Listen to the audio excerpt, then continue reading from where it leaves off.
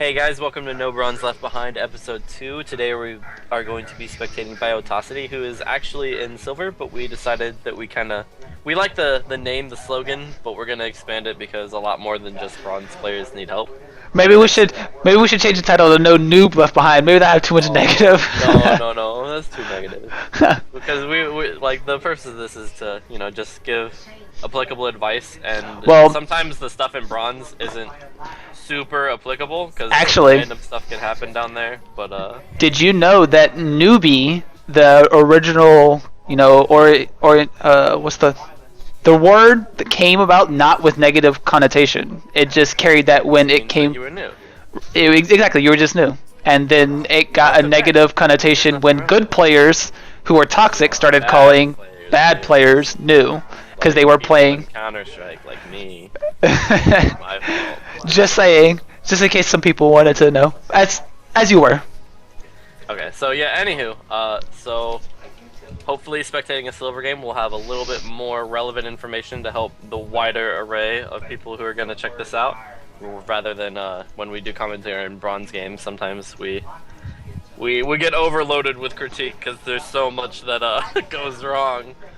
But so we decided to expand the program, but we're gonna keep the name because we like the name. So our first one was on Decapulty. This episode was supposed to be on Pumbaa, but most of his replays are too old and we can't really do it, so we'll get back to him maybe on episode 3.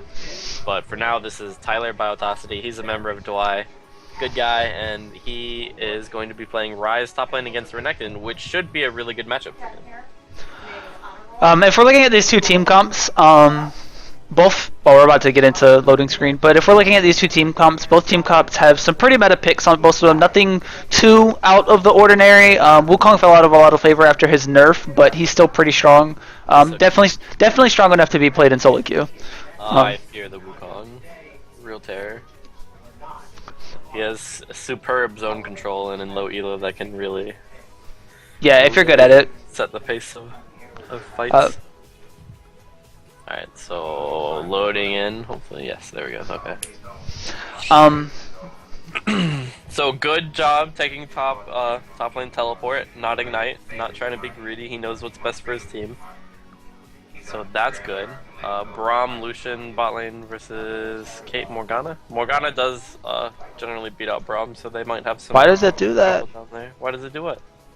You having technical difficulties, sir? No, whenever I go to load into the game, when I have the game capture on and it's only capturing the game, when it goes into the game I have to alt tab and say no, you're not supposed to be doing, it doesn't switch from client to the game, it switches from client to Google Chrome. What? I had a bit of trouble getting game capture to recognize the replays from Baron replays, but I think op.gg was working fine. Yeah, op.gg was working fine, but sorry about that, guys. But getting into the game, both teams have some pretty meta picks for the most part. We do have a Vel'Koz middle on Phaetox's team. Now, it's okay to play some things that are not part of the meta if you feel extremely comfortable playing it and you understand how it fits into your team comp and how it changes your win condition. Basically, your win condition being what your team has to accomplish to ensure the highest possibility of success, being winning the game. So if we look at these two team comps here,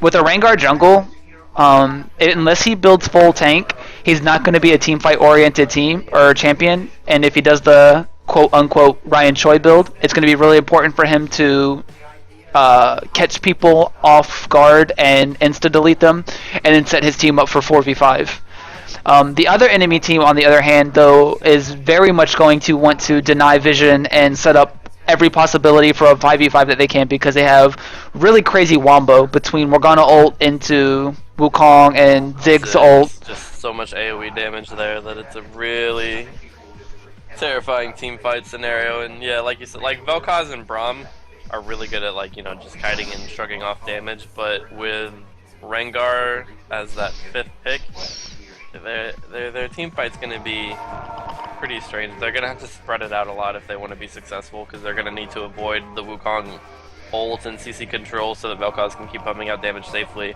and they're going to want to isolate targets for Rengar to pick off. Correct. It's kind of counterproductive to what Ryze and Lucian like to do in a fight. So it's a little awkward, but Well, they like I said, can pull it off if they play it right. it depends on if Rengar goes tanky or damage. Right. If he goes damage, he's going to want to pick people off. If he goes tanky, I can see Lucian, Ryze, and Vel'Koz being able to do a lot of damage if Braum and Rengar just sit up front and just soak damage. Right. Alright, so against Renekton, he's starting Cloth 5. How do you feel about that start against Renekton? A lot of people have advocated it. A lot of people prefer it over Dorn's Shield. However, I've also heard the argument, like Fortpaws, who runs the How to Top Lane channel, is a really big advocate of going Dorn's Shield against Renekton because it procs the damage reduction on every hit of Ruthless Predator and stuff like that. Against Renekton, though, you're gonna bully him really hard. He's not gonna be looking to aggress on you too much. So in early Cloth, you can just rush it straight into Glacial. But most Ryze top lanes who go against the Renekton will just start Mana Crystal just to rush that tier and get stacking early. So it's a really defensive start. I think he could have been more aggressive with the Mana Crystal and not really paid for it too much. Wukong doesn't have that much gank pressure on him until he has that ulti up. Otherwise, Ryze is just going to shrug it off and walk away. Boot Spots is an okay start too, but most people will go the Mana Crystal. And the fact that he's got Cloth 5, I guess I might look up his master page real quick because that might be something we want to talk about because I don't think he's running. Something before we start here is because he has no one covering this choke point here, guys, it's really important for you to cover up here because where he's standing at right now, he had no idea if they were invading or not, and if they would have came in behind him, it could have potentially been disastrous because he would have had zero vision on them coming in behind him. Yeah, that's not somewhere you want to get caught out at. Something else to note is, as far as his rune page, he's running magic penetration. You probably should run hybrid, especially top lane, because you, as a ranged champion versus a melee champion, should get a lot of auto attack harass off. If you can't afford them, then that's fine. Magic penetration will do you just fine. Yeah, on my Ryze rune page, I have the hybrid pen marks and I think movement speed quints. It does look like he's running armor yellows and probably MR blues as well.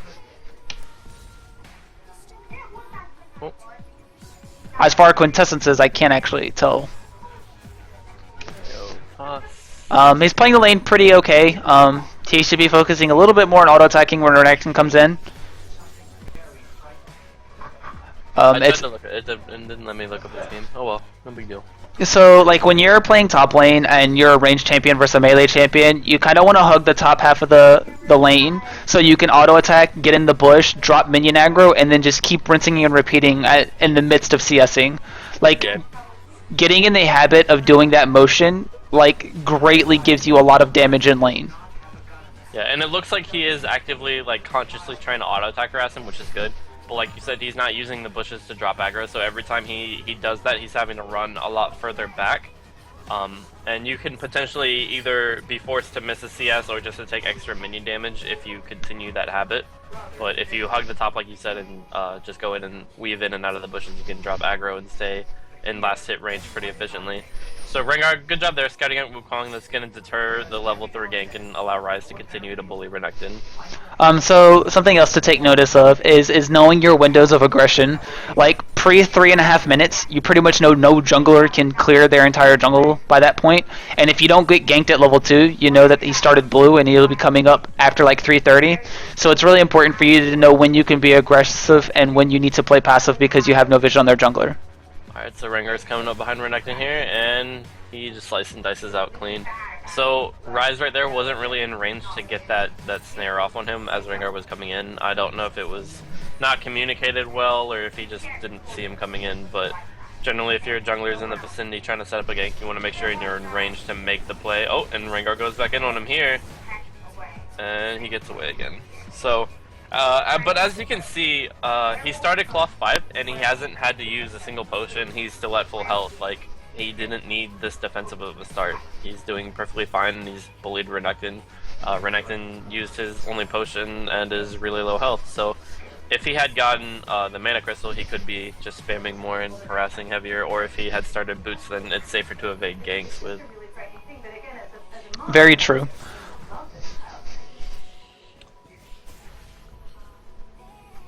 And he's bullying him and out harassing him, but the farm's actually still pretty even. He hasn't denied him much farm. what you can do is if you're in a matchup you know you can win and outbully your lane opponent, you can do the Korean freezing technique, which Candy Poo has a video of, which is on our coaching page. So if you guys want to check that out, that will be that. Because if he had done that, if he had intercepted the first minion wave and grabbed those top 3 minions and brought them all and converged them onto his first minion that hit the wave, he would have the lane still frozen under his tower right now, and Renekton would be half of the CS. Right, because right now he's giving Renekton a lot of opportunity to stay with him in CS, and in this matchup, especially early level, you should be making sure that Renekton is not able to CS via, positioning the wave and auto attack harassing. And especially with like the fact that he still has all 5 pots, you can afford to trade damage with him because you'll out-sustain him. You can just like burn your pots, like just trade damage. Even if he gets damaged on you, you're fine.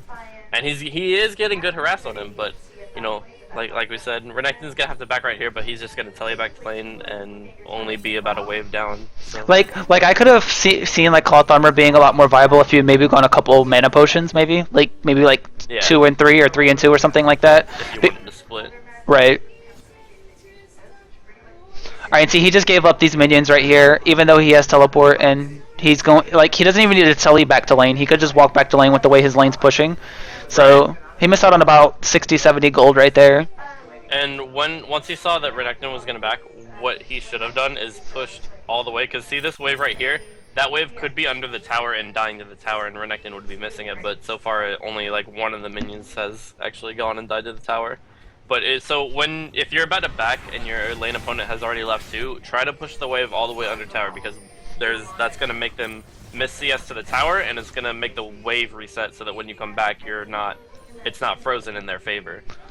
As well as you probably should have went with the tiers. You had enough gold to buy tiers. You probably should have went ahead and bought tiers. Oh, yeah, go ahead and get. It looks like he's rushing a catalyst, and Rod of Ages is good. You want to get Rod of Ages and Tears are both items that stack over time, so you want to get them as early as possible. But Tear is definitely your first buy rush item on Rise, almost no matter what. You need to get it as soon as possible. It'll give you the ability to do a lot more stuff mana sustaining in lane, because he's already half mana. He used ulti to push the wave in, which is good, but you should always make sure that you're able to use ulti to not only push the wave in, but also use it to harass the enemy laner. Right, and I mean that's a good general rule of thumb to follow all the time whenever you have any AoE abilities on any champions. If you can conserve mana by harassing and last hitting simultaneously with it, like if you have Gragas Q and it clears the back 3 caster minions, don't just throw it as soon as you see the caster minions, wait until they step up for a last hit, and you can hit them with it as in addition to clearing, So right there, he has cloth armor, he has all those potions. Renekton was pushing in trying to land a Ruthless Predator. Something interesting is he was actually in the middle of 5 minions. If he would have landed that Ruthless Predator, he would have pulled aggro on all of those minions. You would have been able to pot and heal back up from the damage, but he would have started taking minion aggro and you could have retaliated against him. So minion aggro, to be honest, if you can learn to manipulate minion aggro or bait your enemy into not worrying about it for some reason or another, you can set them up into a very disadvantageous position. It's actually probably #1 cause of first blood in lane is minion aggro giving one side or the other the advantage. Yeah, minion aggro OP. I did a video on that as well. So if anybody ever gives you the opportunity for them to draw minion aggro, especially when you're sitting on 5 pots, definitely take advantage of that. So if he had gone, see how he's low mana right now, and Renekton's starting to heal back up with Call of the Meek because he's not getting as harassed as heavily anymore. If he had gone tier and had that larger mana pool, he'd be able to pump out a lot more harass consistently. So whenever you're against a resourceless top laner like Renekton, Shyvana, anything like that, and you're a mana-based champion, you really want to get some early sustains so that you can keep up in harass trade. It probably would have been a lot more okay to go Catalyst first if he had been able to complete the item. Right, because then, it gives you the sustain upon level up. And right here, so good, that's good. He blew Renekton's flash. If he had had more mana, he could have flashed after him and finished the kill off, but he was out of mana, so he was just satisfied with just that. And so he's only like 5 farm up, which is like he's not doing bad. He has almost tied for the highest farm in the game. Caitlyn and Lucian are right up with him, but Renekton's not getting denied at all. So like farming well is important, and I know that's a primary focus when you're climbing elo and you're in the lower brackets. But once you understand lane matchups, it's really important for winning lane matchup to not only farm well, but also to deny the enemy from farming well. Right. Because farming well makes you strong, but you want to be stronger than them in comparison. So the stronger you are and the weaker you make them is what's going to give you the advantage in the game. All right, and see now he rushed or he went ahead and completed Ninja Tabi, and Ninja Tabi's a really good buy, especially against Renekton. But if you've noticed the way that this lane matchup has been going, he's been taking almost no damage. If you were to look at the damage he's taken throughout the course of this game, it would probably be under like 400 or 500 damage compared to what he's dished out. So it's really important for you to build according to how you're laning and how the game is going. The score on the board's not too drastically different. Wukong's got 2 kills, Morgana's got 2 kills. So like there's nothing right there should warrant you changing your item build based on how the game is going. But based on how his lane's going, he should realize he can put off the defensive portions of his items because he's not having to fight right now. Right. He's just pure harassing. So rushing Sork Shoes tier Rod of Ages would generally be your core path in this lane. He's gonna go ahead and pop ulti to push. However, Wukong is coming up, and that might bait him into overextending. I don't think he has any good ward vision up.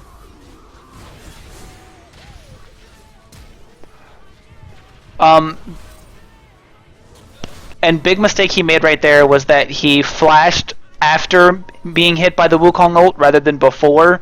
Gave them a lot of free damage on him right there. Right. So if you're ever in a situation and you feel like you're gonna, I think he might have actually been, I'm gonna watch, I rewinded, so I'm gonna double check everything here. Oh yeah. See, he could have flashed, yeah, he could have flashed before the Wukong ult hit him. So if you're in a position to where you're gonna have to blow flash to evade the gank, you should do it as soon as possible. Well, like increase the chances of he definitely should have waited for Wukong to blow his EQ. Right. As soon as that happened, though, when he started ulting, he should have flashed. Right. So, like, you don't want to flash and then let him gap close back on you, but, like, as soon as Wukong blew the EQ walking into the lane, so... And then, and he didn't get knocked up by the ult right away, he started trying to run from it, and Wukong gets a movement speed buff when he's ulting, so he knew that he was going to get caught by it, so an earlier flash definitely would have helped him out. Something else to note here is he's been using his ulti to push the wave, or to recenter the wave, which is fine if you're going to be able to do some harassing, forcing him to farm under the turret, but this doesn't seem to be the case. So like if you're pushing the wave underneath of his turret to deny him CS, like you need to force him to make a bad decision, but to choose the lesser of 2 bad decisions. Yeah, put him between a rock and a hard place. Right. Either he's going to get denied farm or he's going to get harassed.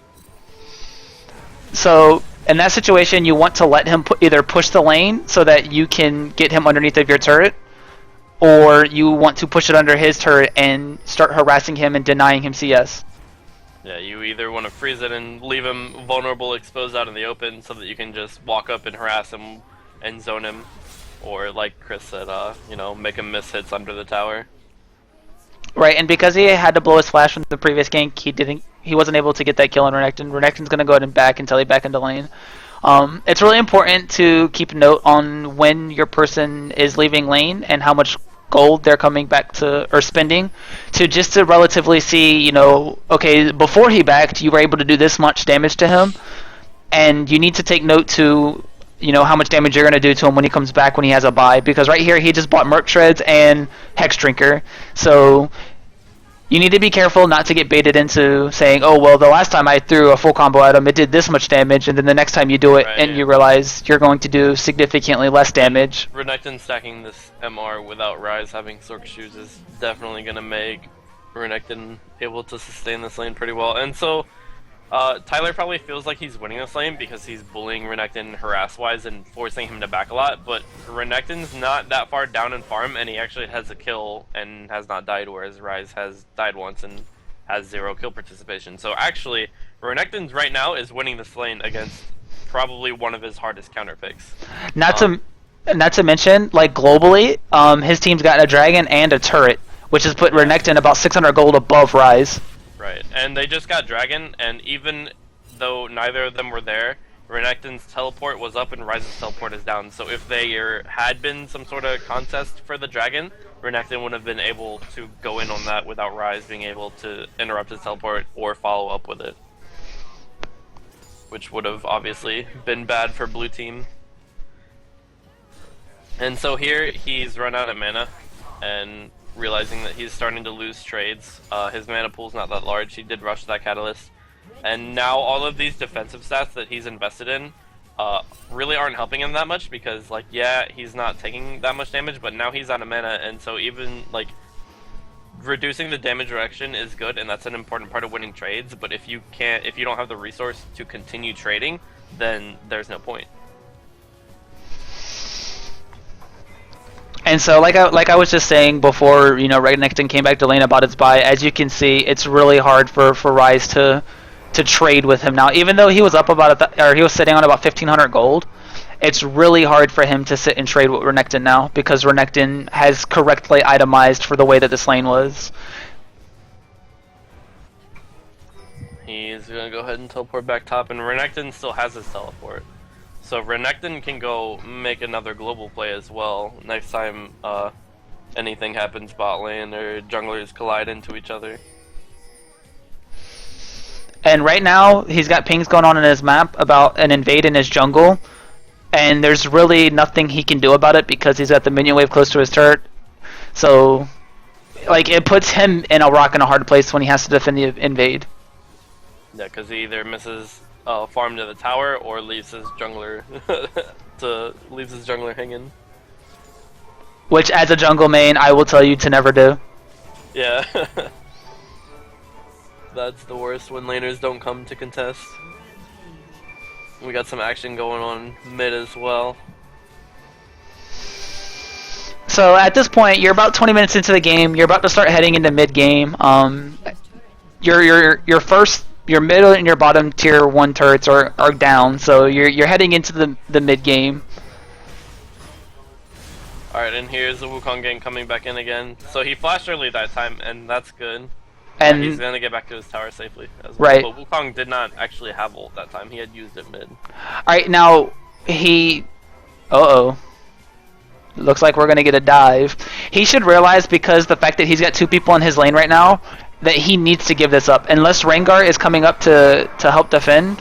Which it looks like he is, but he's gonna go ahead and run into Morgana there. So Rise does get the kill onto Morgana, but Rengar falls in the process, and Rise is gonna go down here as well. Yeah, the red buff, Lizard Elder, burn, too good. Yeah, so I mean, there were ways to telltale signs that there was someone lurking in that tri-bush about to set up the dive, because the 2 people top were really focusing on pushing the minions into the tower, and so many MIAs and stuff had just happened mid. His bot lane was freezing and the enemy bot lane was nowhere to be found. And mid had also just had a little skirmish and then gone MIA, so... Rengar, I mean, it was good that Rengar came up, because obviously that would be something that you would want to defend. But his route was really risky, and Morgana got a lot of damage off before she got finished off. So support Morgana is further in her build than Rise is right now. Gold-wise, yes, you are correct. She's about 800 gold above. Now, that's not really something that he has a lot of control over. He's pretty much been top a lot. We did mention at the very beginning his first teleport. He actually didn't have to use teleport because he had pushed the wave relatively under Renekton's turret, and he teleported back up there when he could have just ran, and he saved his teleport, potentially being able to change the fate of one of his other lanes if he had, you know, try to coordinate a little cheeky teleport into bot lane or something like that. Yeah, it's really easy to get good teleport ganks in bottom, especially when your lane's losing, because the enemy lane and almost any elo is more likely to push if they're winning.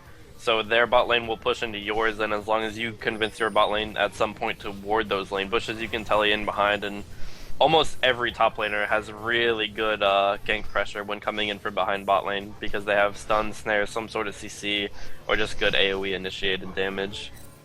Alright, and see right here, his first tier turret's gone down, and like I said, we settled in on mid game now, and he's still pushing top, even though his entire top jungle is open up. He wasted, or he didn't waste, but he bought 2 wards, he warded top, and he's probably not going to be able to do anything with that vision.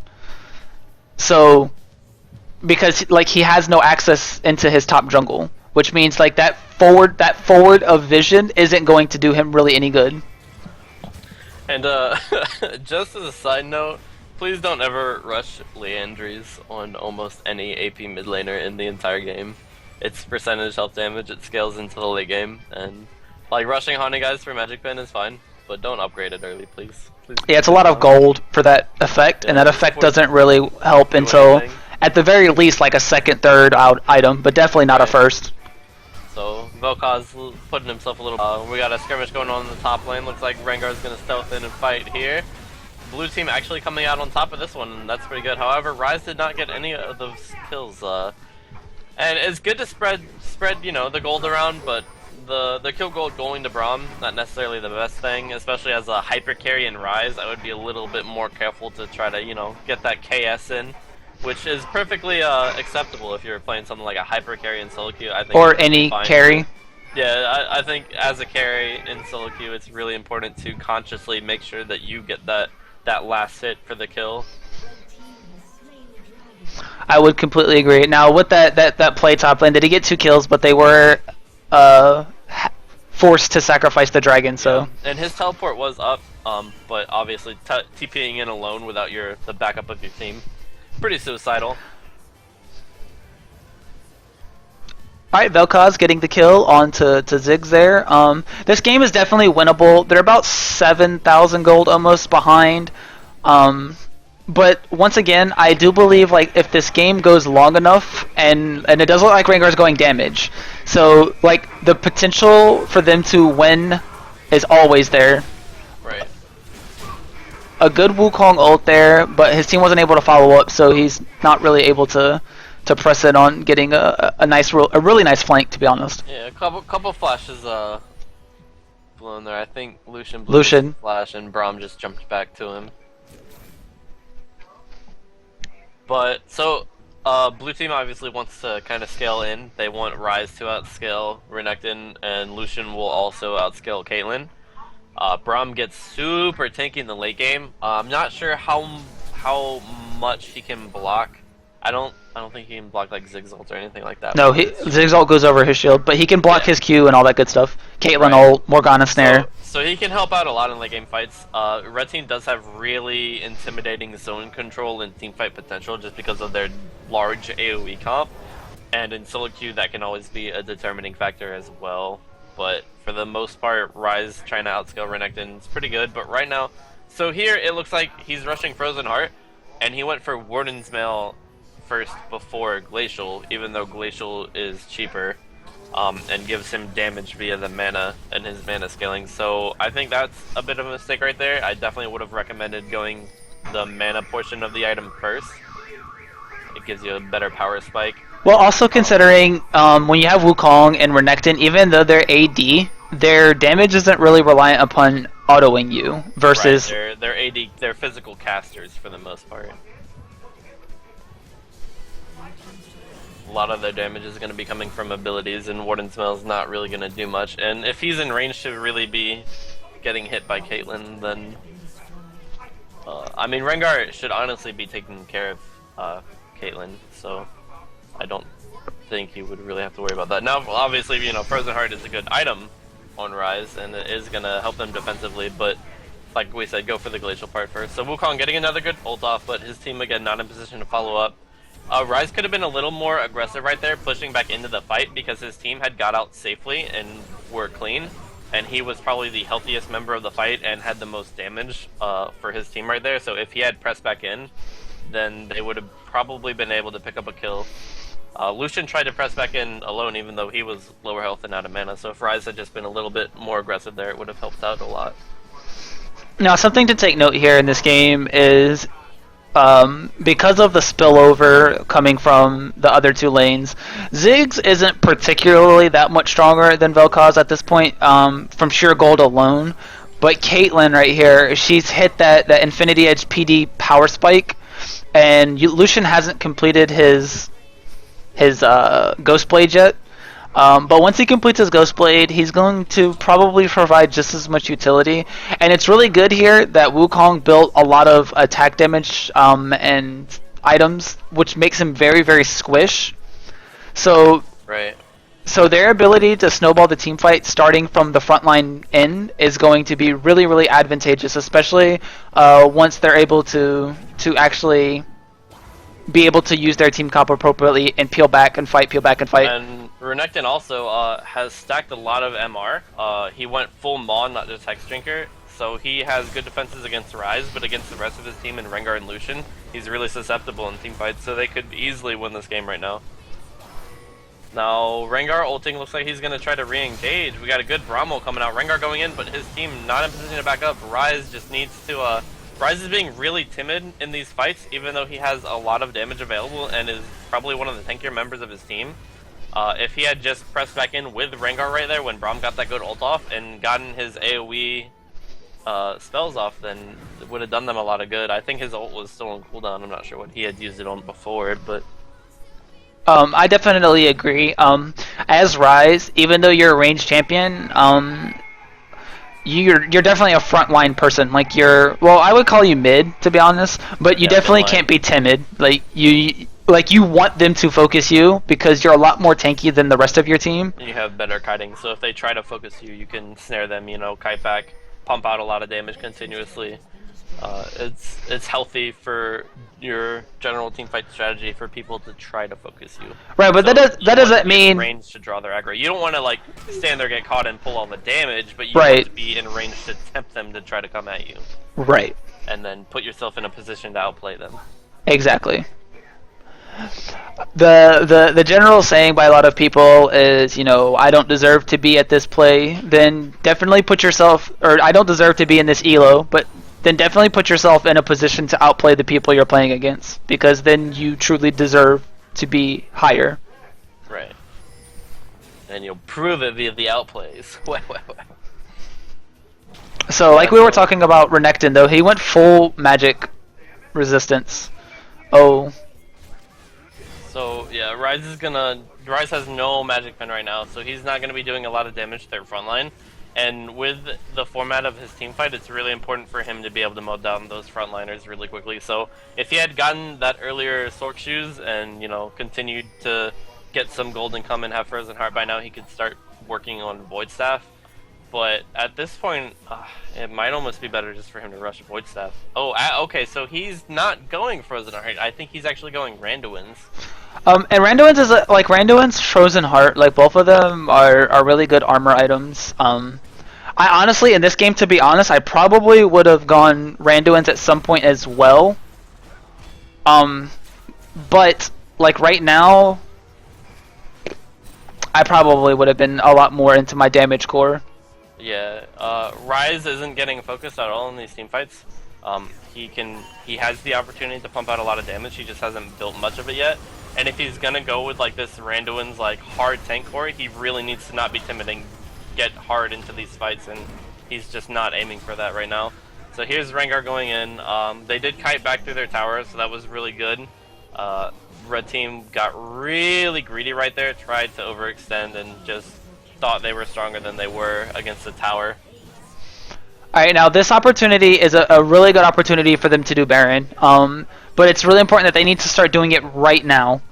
And it's really a comeback play. Alright, it's a desperation Baron, but luckily, you know, they've killed most of the enemy team, so it's relatively safe to do that, but they need to be swapping tanking, and it does not look like they're doing that efficiently. Rengar's taking the majority of the damage here.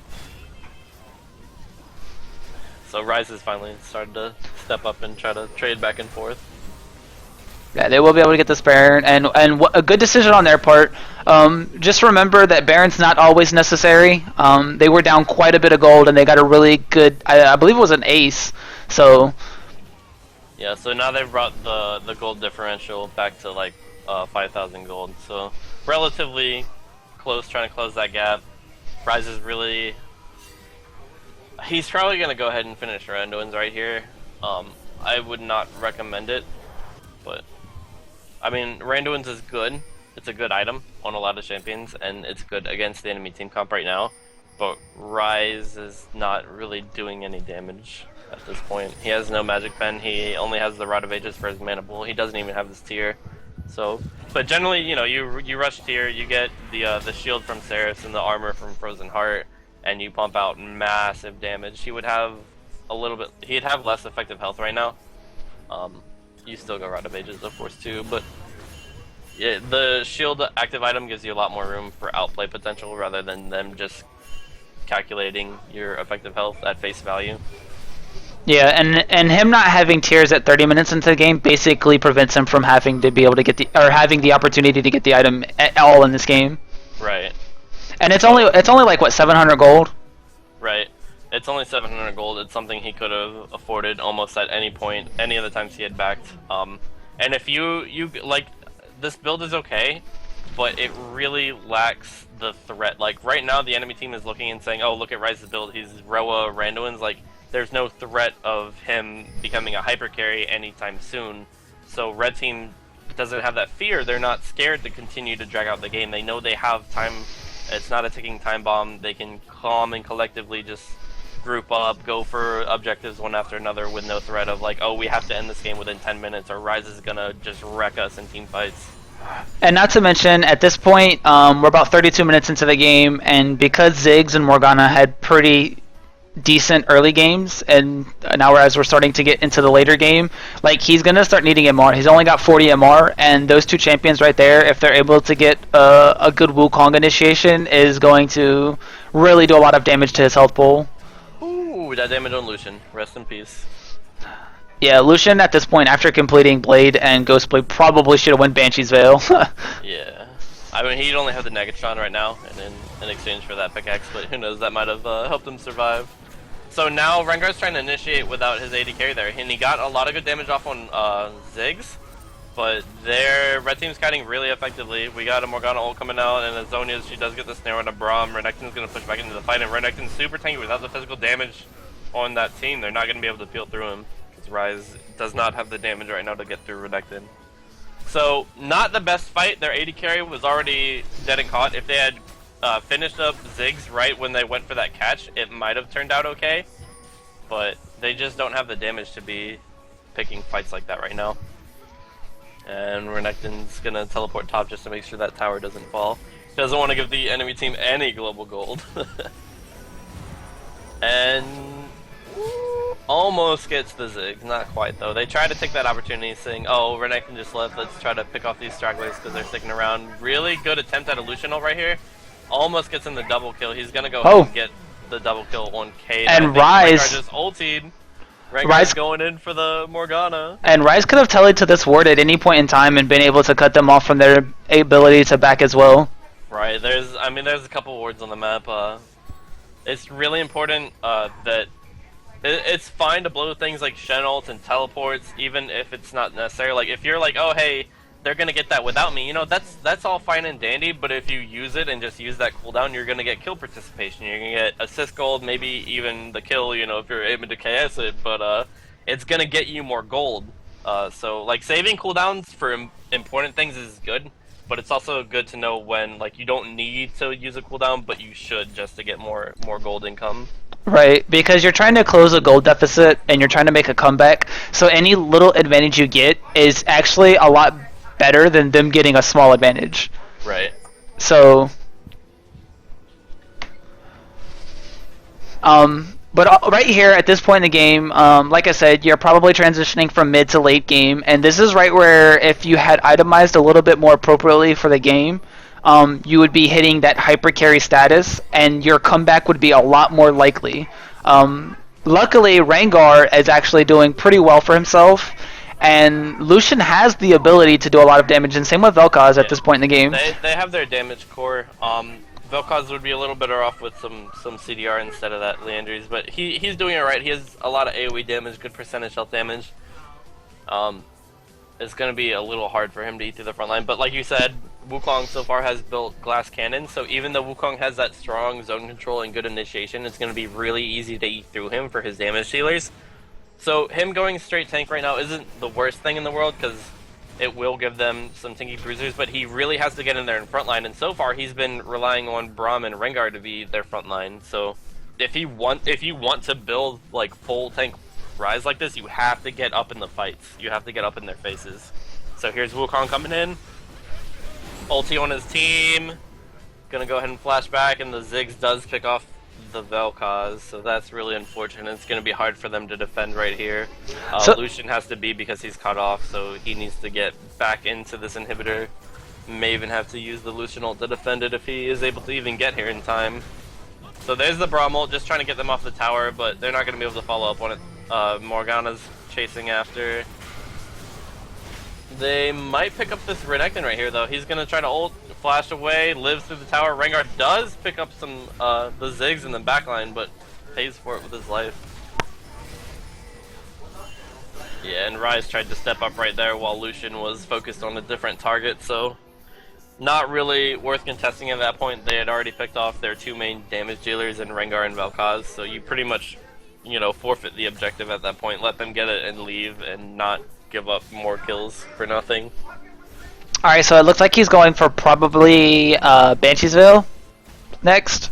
Spirit Visage. Spirit Visage, yeah, that builds off to the Kingdom Gem. Spirit Visage, interesting choice. I wouldn't say that it's useless on Rise, because you're able to stack it with your ulti and get a little bit more spell vamp. The only problem with that is if you look at the enemy team, a lot of their damage is bursty, and if you can just block one of those abilities, like if you block Morgana ult, Morgana snare, Ziggs ulti, Ziggs Q, like you're in a very good situation to continue fighting that fight. That's you blocking a very, very large portion of that champion's damage / utility in the fight. Right. So Banshee's Veil would be really good, and most Rise players do build Banshees over Spirit Visage in this day and age. Spirit Visage, you know, still good for the CDR. But if you run the CDR runes, where you get 5% from masteries, 5% from glyphs, and then you get 10% from your Q, all you need is Frozen Heart, and you're at 40% CDR cap. So people don't generally go Spirit Visage anymore. Obviously he doesn't have Frozen Heart, so he's looking for some sorts of CDR, and it's probably why he's aiming in that direction. But if he had just gone like the standard Rise build, he'd already be at CDR cap. But actually, at level 9. He could actually go Locket. Locket would be very good, especially if you don't have one on your team. Locket's one of those items that's flying underneath the radar. A lot of people don't realize how actually good it is in team fights. As far as the MR item, a lot of people are still with the whole... And we've got a team fight here. Yeah, a big problem with these team fights for blue team is that they're initiating with their glass cannon. Like, Rengar's full squishy, and he's not using his ult to pick off. Like, people off to the side are like running around lurking, trying to find someone farming alone. Like, he's using it to engage full 5-man fight, so he's ulting and he's the one jumping into a 5-man and just getting instantly blown up. Like, Rise and Braum really need to be the ones starting these fights, or even Vel'Koz if he gets like a good pick off on somebody, you know, lands a good knock up or slow and starts chasing people down. But like, you don't want to start a fight with Rengar coming out of stealth into the middle of 5 people. Like, that's not what your aim is. Right, you want the fight to start, and then you want their attention to be focused on pushing into your team, and then Rengar to come out of nowhere and be like, oh, well... Yeah, and just snipe a carry. Right, and especially considering Caitlyn and Ziggs are both really strong at this point, him being able to like trade 1-for-1 against either one of them is very advantageous for your team. Especially considering Wukong has built a lot of damage. He's built 4 damage items and has Mobo Boots, so he has very little defensive combat stats. So the fact that their front line's already weak, considering you've got Morgana, who, although she does have Zhonya's, after she pops Zhonya, she should be very easy to kill, and Wukong has built pretty much primarily damage. So your ability to go through their front line is really easy with Vel'Koz and Rise and Lucian. And their backline is extremely susceptible for Rengar getting a good flank. So like and it's okay for you to communicate to this with your team. Like, these are our win conditions. This is how we need to come back and win this game. Like, in probably another 5 to 10 minutes, the goal difference is going to mean very, very little Just because of the amount of gold that you have, you're still able to effectively do your job. So Exactly. So don't be afraid that if you understand your win conditions a little bit better than your team to communicate that with them. Just make sure it's done, and everyone likes to talk about people can't take constructive criticism, but don't criticize them. Just be constructive about it. Say, hey guys, I think this would really, really work if we were to try this one more. Like, we're not winning team fights right now, so it really doesn't hurt us for us to try doing it like this. Yeah. Don't be like, oh, you should have done this, you did this wrong. Be like, hey, next fight, try this. Right, like, and they'll be a lot more receptive to it rather than like, oh, don't tell me what to do. They'll be like, okay.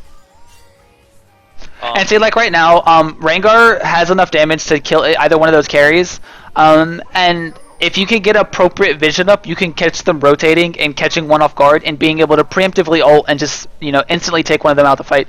If you can prevent Ziggs or Caitlyn being in a team fight, you pretty much can 5v4 very, very easily.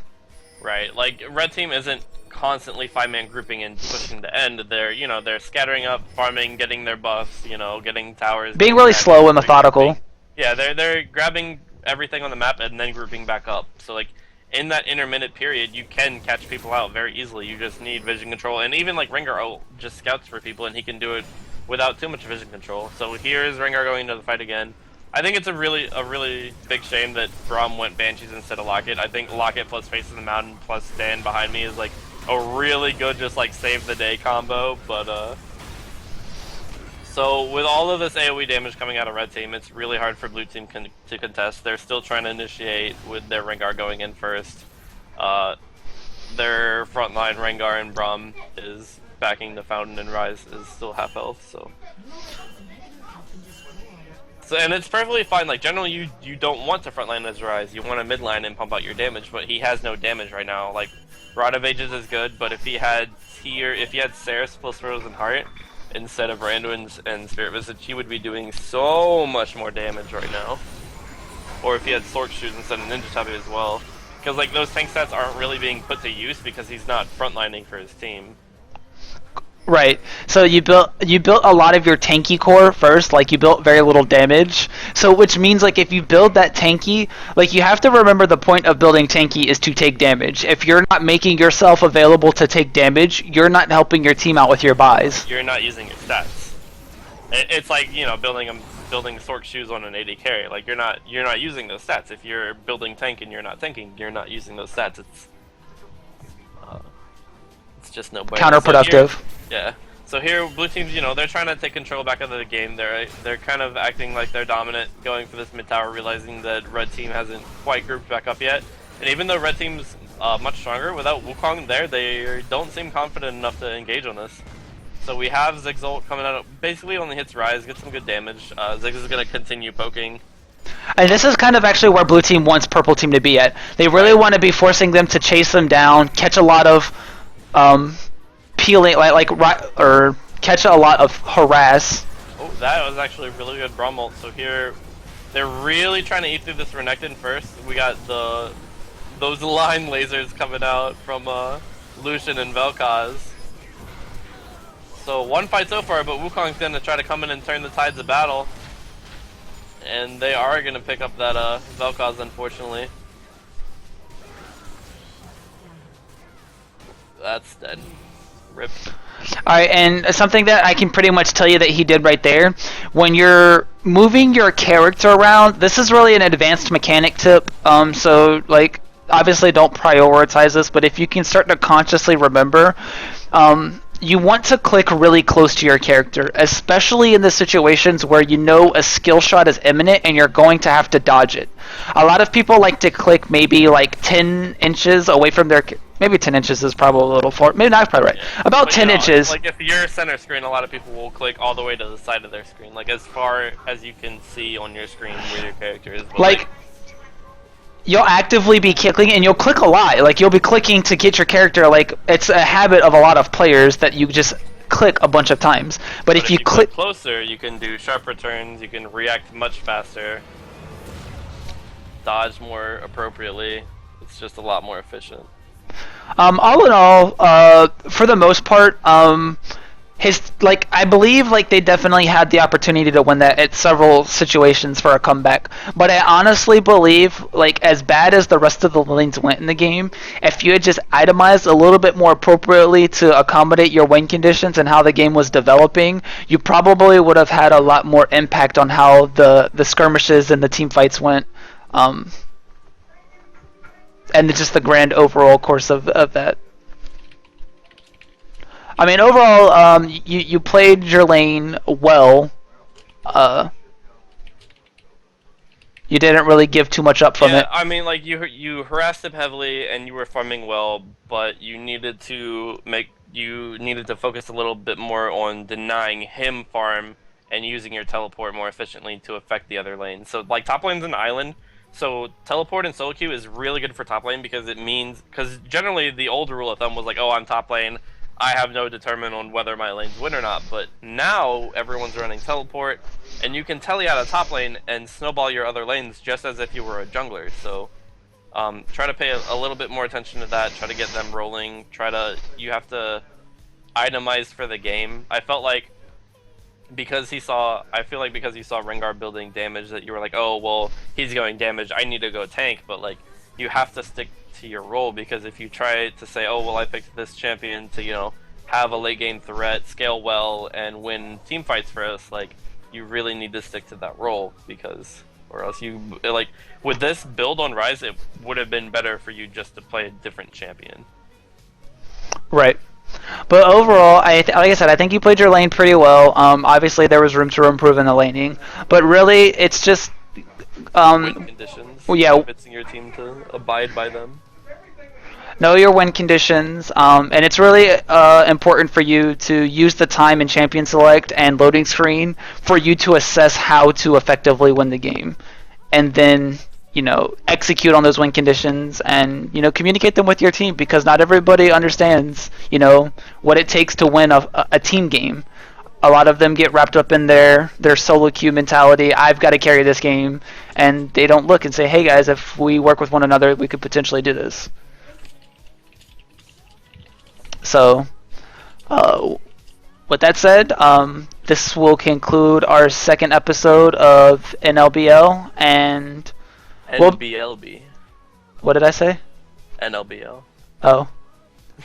Lol. Close enough. Close enough. Yeah. NBLB. No bronze left behind. which we're now incorporating more than just bronze. So watch out. We might randomly spectate you, give you like a 10-second warning, like, hey, you're being streamed. Hope you don't suck. Like.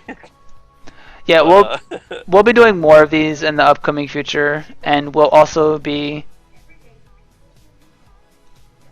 I lost my train of thought.